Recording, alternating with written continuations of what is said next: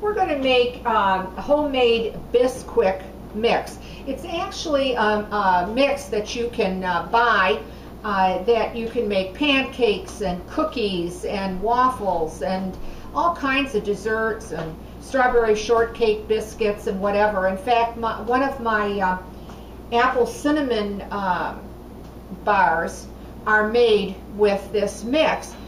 Someone had written recently and said that they really couldn't buy this in their stores in the country that they live in.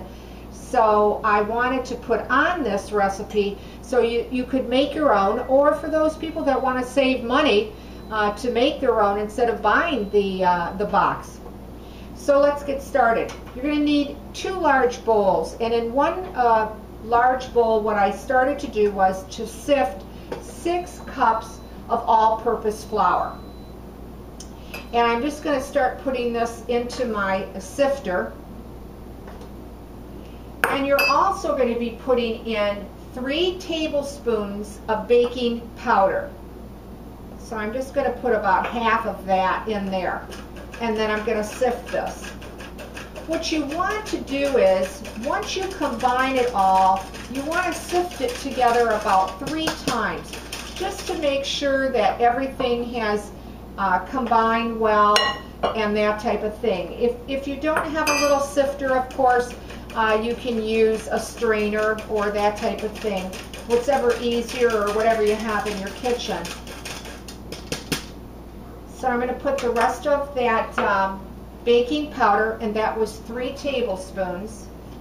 I'm going to put a little bit more flour in, and then you're also going to be putting in 1 tablespoon of salt. And then I'm going to add the flour in. Let's see if I can't just kind of pour that in there. Get this a little bit faster here.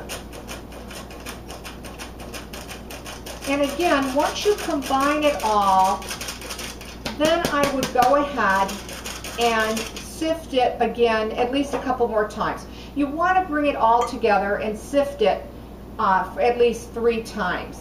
Now once you do that, and I'm just going to move it along due to the video, you're going to need a cup of solid vegetable shortening.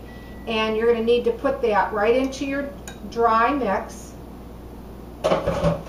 And then you just have to start cutting in to this with your shortening till it becomes very crumbly.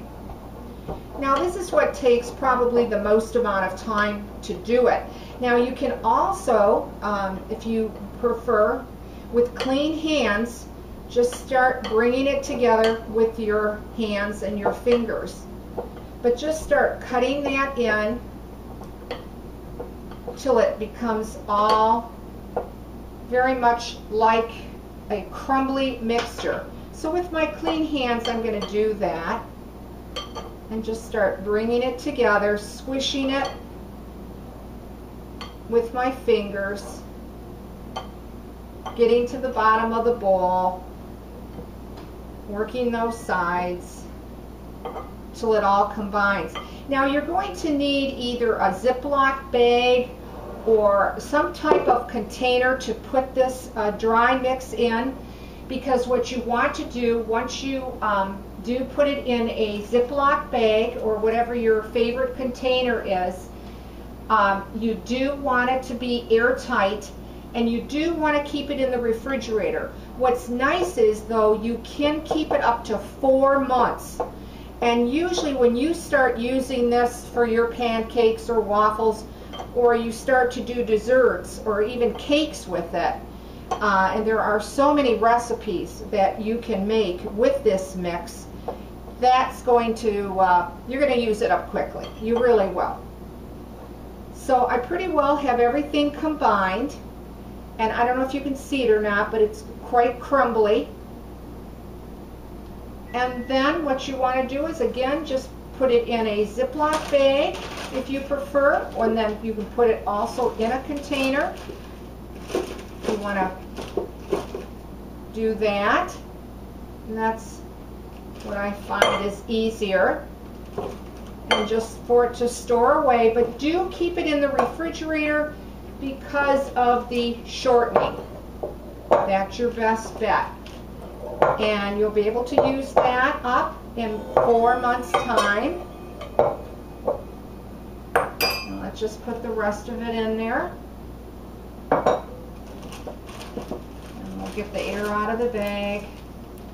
Zip it up, and I can store it right in here and put it in my refrigerator, or I can easily just store the bag. So whatever easier for you. I hope this recipe might be handy for you, might even save you a little bit of money to make a clone or copycat recipe of Bisquick mix. Thanks for watching. If you like this the recipe, leave a comment. I'd like to hear from you. Thanks again.